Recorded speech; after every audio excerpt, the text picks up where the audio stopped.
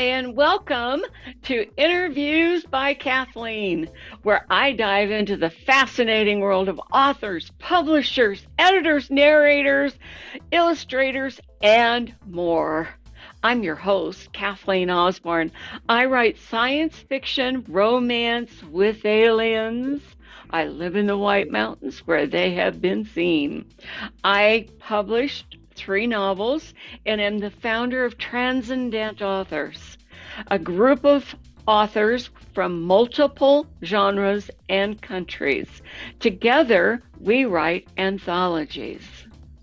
Today, it is my pleasure to introduce my guest. Her name is Angel Nix.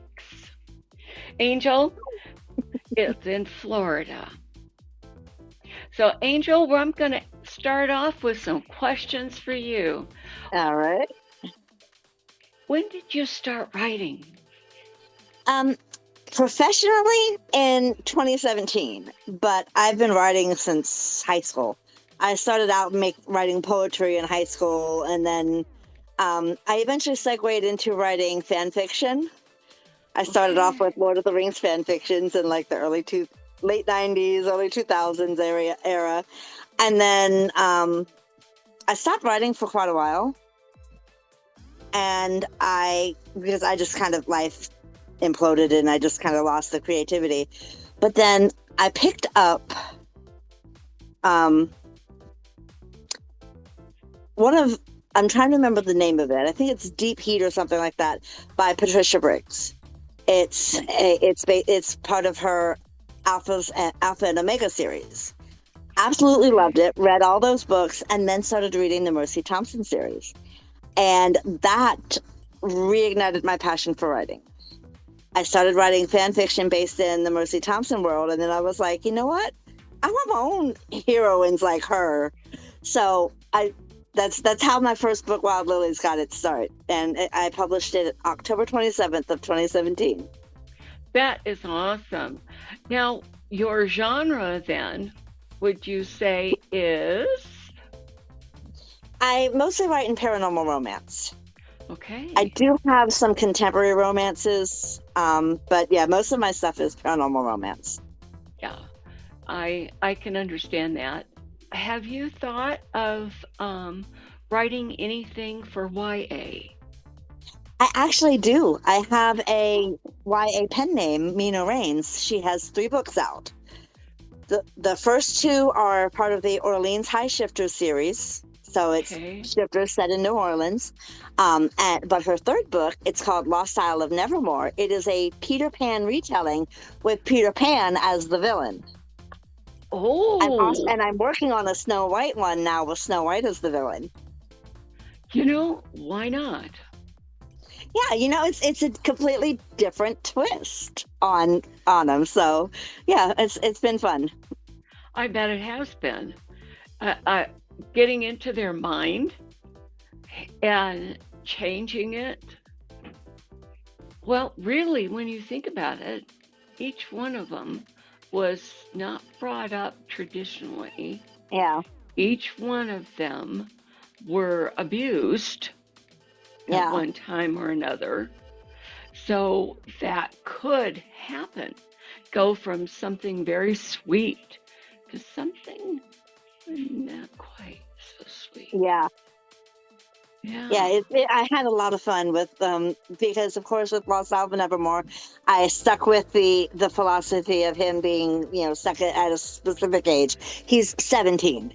And the twist is he wants to use a spell to make it so that no one can ever age over the age of 17. However, that would mean that those who had would cease to exist. Oh. On the island. Oh. So yeah. So yeah, it was really fun writing that. And I bet with it was. the Snow White one, Snow White is actually the embodiment of darkness. But no one knows it because she's very good at pretending to be sweet and innocent and loving. Yeah. I think we've all met people like that. Oh yeah. I've met it over the years because I'm a woman of a certain age, and but I've met it in men and women. Yeah. So it's not a particular sex that does that. No. Both do. Yep. Yep. Now, one time we talked, and you said that you've moved quite a bit, and you've Yes. settled in. Where in Florida have you settled? At the moment, I am in northern Florida, in a little town about an hour north of Gainesville and 2 hours west of Jacksonville. I don't plan on staying here forever because, Mm-hmm. the living situation is not tenable. I was in a bad position and was given a place to stay while I get some things sorted out. So, I mean, the eventual goal is to move back to Arizona. Mm-hmm. Good. You'll be a wonderful addition to the state. We like that. Yes, yes, Thank you. we do. And just for general knowledge, Angel and I met through a mutual friend and also a mutual publisher. Yeah. The friend is Beth Because the Freely. friend wrangled me into doing anthologies. Yes, and So I'm like, yes, I'll do it. yeah, It's not like I have going a million things to do next year already. Sure, I'll add some more. she's going to be part of Transcendent. She is part of Transcendent Authors, and our first book in the series of 7 Deadly Sins is going to be Greed and Lust. So next year, she will be debuting with that on her plate, having 2 stories in an anthology. Now, That'll be fun. That'll be fun to write. will be. It will be. It's going to stretch her, just like it stretches me every time we write those. I want to also let everybody know that she's launching a book next week. Why don't you tell us about that book?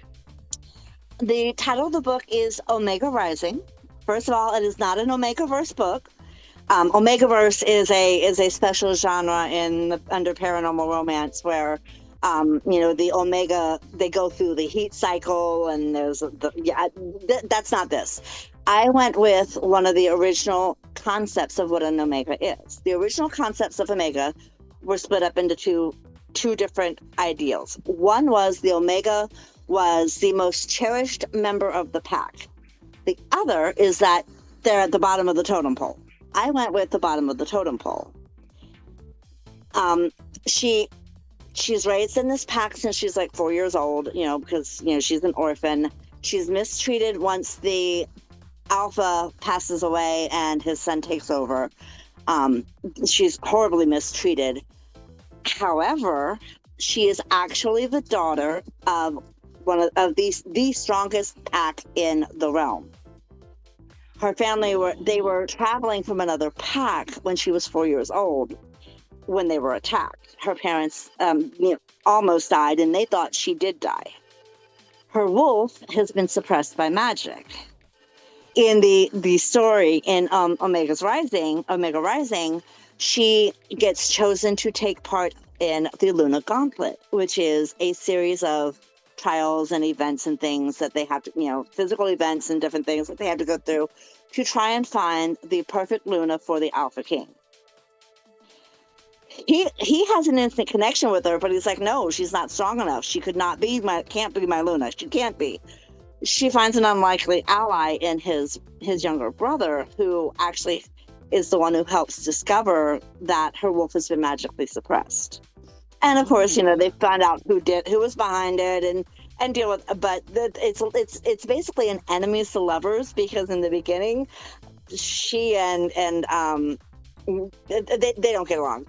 They really don't get along. Because he's pretty much a jerk in the beginning, but he gets better. He gains points. Yeah, I mean, I can remember once dating a guy, and when I was wild, wicked, and single, and Yeah. it was an enemies to lovers relationship. It really was. We battled, and then ended up engaged. So Wow. yeah, So you had your yeah, own real yeah, life enemies to lovers story. yeah. So I mean, people think that it's just stories, Yeah. but there's reality behind each Yeah. one of the different tropes Yeah. that that you see. The It really same, is. yeah. It's like murder mysteries. I work closely with a gal who she's got 27 books out, Oh but wow. but she's been writing like you since she was 12. Yeah. It wasn't until they moved here that her husband said, well, why don't you publish them? But the thing is, like you're showing the tropes as reality. Yeah. And what you were talking about with the books that you have, Snow White and Peter Pan, not Goody Two Shoes. Yeah. So that's a real twist, but it is reality too. Yeah. It does happen, Yep. and people have to understand that it's taken from reality. Yeah. And I think that's why when I was a kid, I read so much. Did you read a lot? Oh yeah. I was a voracious reader. Hmm. Our school, only the elementary schools had their own, and the junior highs, they had their own libraries. But once we got to high school, it was my first year of high school, my sophomore year. It was the city library, was our library. Yeah. So I had, a trove. Trove. Oh yeah. What did you read? I read pretty much everything, but I read a lot of fantasy, and it's so funny because you would think, as someone who read a lot of fantasy, especially like dragons, and I fell in love with the Dragon Riders of Pern series by Anne McCaffrey. You would think that I write a lot of fantasy, but I don't. Mm-hmm. I am branching into fantasy though. I have a Fae book coming out next year called Eden's Exile that dips my toes into that fantasy and romance area of writing. So I think that is true of a lot of people. I read nothing but romance. And then one of my favorite authors, Jane Ann Krentz, she went into paranormal. Yeah. And she went into, because she was a mystery writer. Yeah. And then she went into historic romances, also under another pen name. But I write all eras of time, but I write romance, yes, but mine is nothing like hers. Yeah. So I have two different historical romances that I'm working on. You do? One is set in New Orleans. She's the daughter of, her mother was a slave, her father was a white landowner. Her father actually loves her mother, but because of skin color, they can't. Mm-hmm. She is slightly darker. She's not like as white as you, but she could pass for being a white person. So he sends her off to England to finishing school. And when she returns to New Orleans, she becomes the governess for two young children of a widower. And of course, they end up romantically involved. But my other one is a paranormal historical romance set in New England, in the Connecticut area of New England, up in that area of the country. And I decided to go with a paranormal twist because then I can play around with the history. I don't have to. With the ones set in New Orleans, I have to follow the history. So it's taking a little longer because I've got a lot of researching to do with it.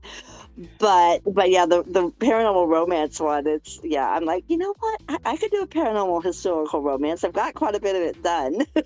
Oh, So, yeah, especially coming from that area because yeah, it is so rampant with belief in that.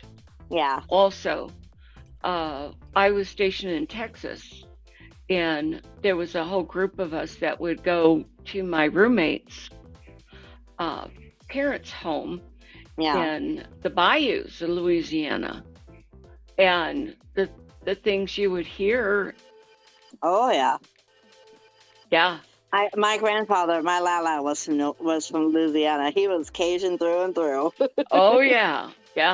I mean, she had to search sometimes for words because uh, she spoke in Cajun, Yeah. which is not French. No, It, it's a mixture of French and Creole and English all rolled in together. yeah, And yeah, oh yeah. oh yeah, And I yeah. actually have it. I have the Cajun language in my Nola Shifter series. Oh, okay. I have some Cajun speaking characters in there. Now, My have you? editor tried to get me to write to say that they spoke Cajun, but write it as perfect English, and I was like, no. You First can. of all, that's an insult to anyone who's Cajun. Uh-huh. Just no. I was like, but second of all, my Lala would come back and haunt me if I did that. Have you? I could hear it up in my head. Have you? No. Have you thought about creating a dictionary? I've considered it. I I I would highly recommend you do that with the words that are in that particular book, and Yeah. then expand it because it is a real language, Oh yeah. and you know, a lot of times I use real languages for my aliens, Yeah. or I just twist the English words, and they're highly recognizable for what they are. Yeah. But Cajun ain't. Oh no. No, no, And now uh-uh. that I find myself, it's so funny. Because I write it so much, I find myself saying dis, dat, dem a lot Uh-huh. instead of this, that, and them. It's like, wait, okay, you know what? I'm speaking Cajun. I'm cool. I'm cool with that because Yeah, that's how the yeah, Cajuns say it. Is this that dem, darling? This that dem, chef, and it's not Cherie. It's uh-huh. chef. Yeah, Cherie is the French version. The yeah, Cajun is chef. I actually had someone try and tell me that I had it misspelled. I was like, no, they're not speaking French. They are Cajun. The Cajuns do not say Cherie. It's chef. yeah, yeah. Because my girlfriend Mon chef. always share what you know. Yep, exactly. And It's don't be just couillon. I use couillon a lot in it in one of the books. Actually, I've used it, I think, in several of the books. And it basically means don't be an idiot. yeah, yeah. Well, it's just like we lived in England for 3 years, and it's real easy to fall into their way of speaking in that, you don't go to the hospital. I'm going to hospital. Yeah. And they leave out words. Yeah. And so sometimes when I write, I leave out words. Yeah. And it's like, oh, okay, put it back in there. Now, what do you have coming? I know you've got your debut, and we're Yeah. going to talk a little bit more about that in a minute. But what else do you have coming up? Oh my gosh, I have so many books coming out next year. In January, I have Axel's Flame, which is a part of my Merciless Few series, the Connecticut chapter. The Merciless Few MC, which is Motorcycle Club Connecticut chapter. And I have Savage Dreams, which is a part of the Global Beast Shared World. It is a Beauty and the Beast retelling, but it's set in Mexico because all of the Global Beast books are set in different countries. I also have Getting Torched, which is the 8th book in my Merciless Few series. There's I have Finding Fate coming out. That's a short story in the Merciless Few series. I have in the Agents of Star Shared World, I have Queen of Hearts and Joker is Wild. I have another book to write for that under Angel Nix, but I also have one to write under my darker pen name, Jezzy Sin. Those are later in the year. I have Eden's Exile coming out later next year. I've got a book called Dragon Air coming out. It's based off of, it got its start in my reader group several years ago when it was really active. I did this really fun thing where I started the story, and then several members of the group, we built this story. So that one was called Dragons in the Bayou, but I loved the characters I created in it. So they're all getting their books. But yeah, there's other things. I have the Chasing the Rodeo. I have 2 books in the Chasing the Rodeo Shared World coming out. There's Rodeo Rhapsody and Wrangled Hearts. And then I have a Pony Express Shared World book coming out next year called, is it Hearts at High Noon? I think that's what it is, Hearts at High Noon. I have a Small Town Romance Shared World called the Pine Ridge Shared World. I have Coffee with Love coming out, and I have another one to write for it. It's called Porchlight Promises. So yeah, I have a lot coming out next year. It sounds like you got like 10 books coming out next week. Oh no, I actually have a lot more than that. I didn't rattle them all off. I have like 17 releases. Some of them are short stories and anthologies though, but still I have like 17 or 18 projects next year that have to get published. And most of them aren't quite written, so it's like I'm blocking off like, X many weeks for each project. Mm-hmm. But I don't write, 80,000 word books. I write novellas. Mine are usually between 25,000 and 30,000 words. So it's not like I'm writing, that many 80,000 word books. I wish I could write an 80,000 word book. I just don't have it in me. Not yet, anyway. Yeah. It'll come. Yeah. Because I used to write close to 60, and then when I got COVID, I lost the writing. I was in such a brain fog for like 3 years. So now that I'm writing again, started out at 25,000, but it's slowly pushing up. So it'll get back up there. That's good. And the fact that you are prolific, a lot of people really appreciate short books. Yeah. I mean, I look at the ones that I used to read when I was in junior high, and that Barbara Cartland. I mean, hers were all novellas, really, when you sat down and counted the pages. Yeah. And it satisfied. I got everything. I could read that book in 2 hours or less. Yeah. And I felt like I read that. I got a wonderful buzz off of it because it was happy. She's always happy ever after. Yeah. And I always give mine that happy ever after. Uh-huh. Even if like if it's a like in my twisted the first three books in my Twisted Fate series, the first book does end in a cliffhanger.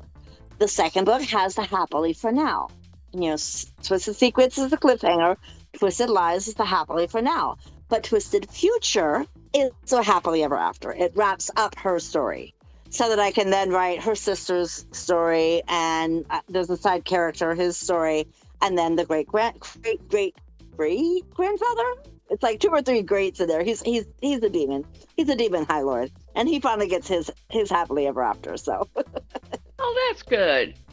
yeah, That's good. after Ariana takes over his realm, his part of hell, he does finally get his happily ever after. So Okay, well, I want a happy ever after for your book launch next week. So tell me what's going to happen. um, I really haven't planned anything for this one, and I should have. But I've done so many like parties and hops recently for myself and for other people that I just was like not doing anything. But I really need to push that it's coming out. It will be on all e-retailers, so it's at Amazon, Barnes and Noble, Smashwords, Kobo, Apple, and Google Hmm. Play. So I have it pretty much everywhere. Um, I just Are I, you are you running a special through Smashwords with it?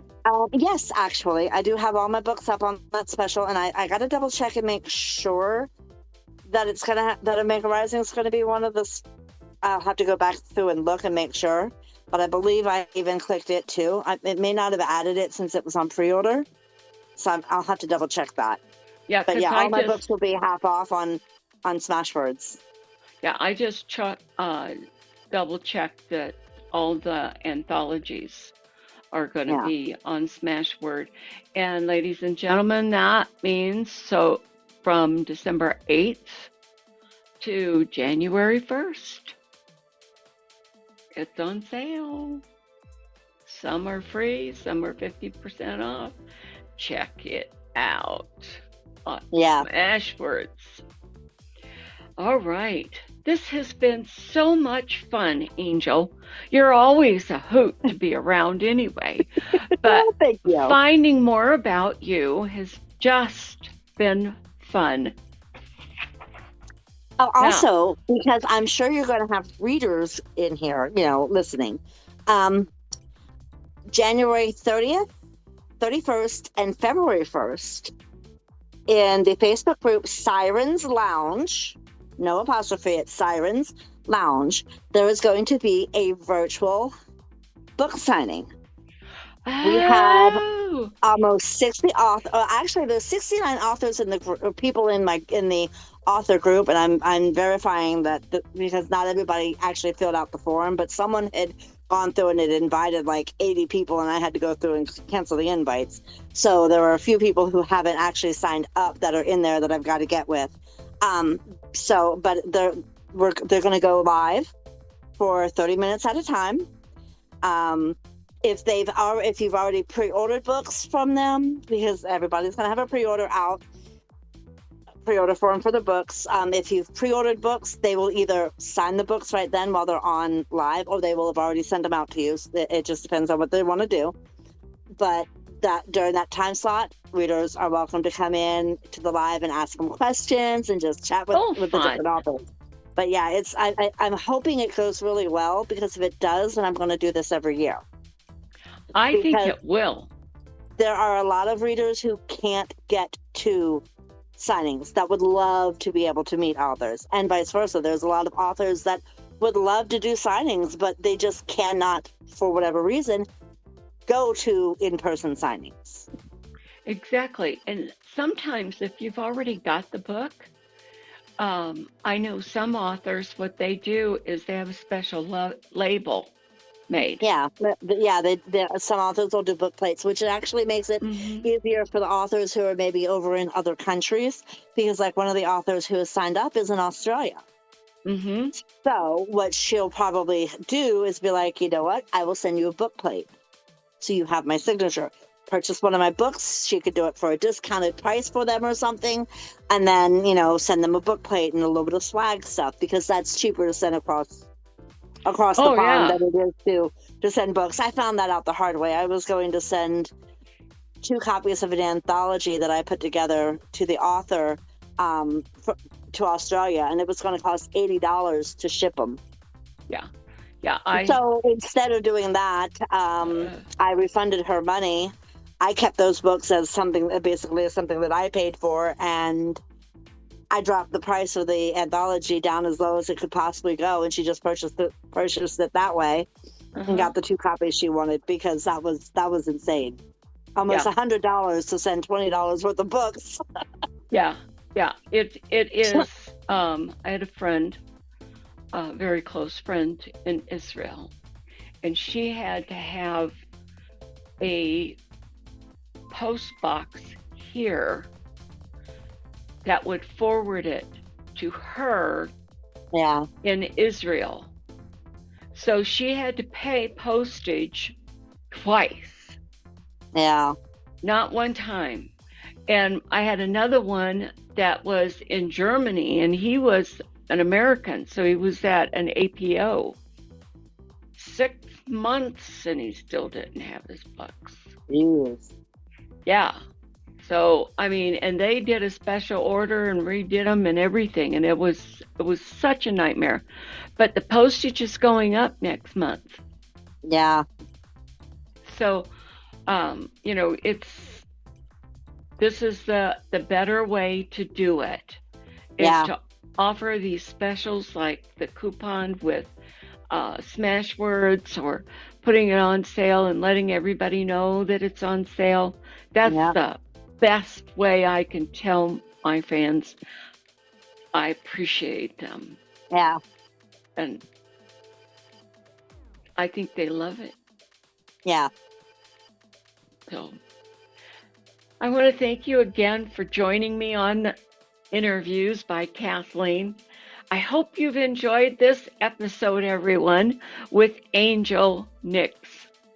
Don't forget to check out the slides at the end. And remember, you can pause it so you can write it down. They will include information about how to contact her and me, as well as the upcoming announcements either of us has for you. Stay tuned for more exciting interviews and discussions. Until next time, keep exploring and stay inspired.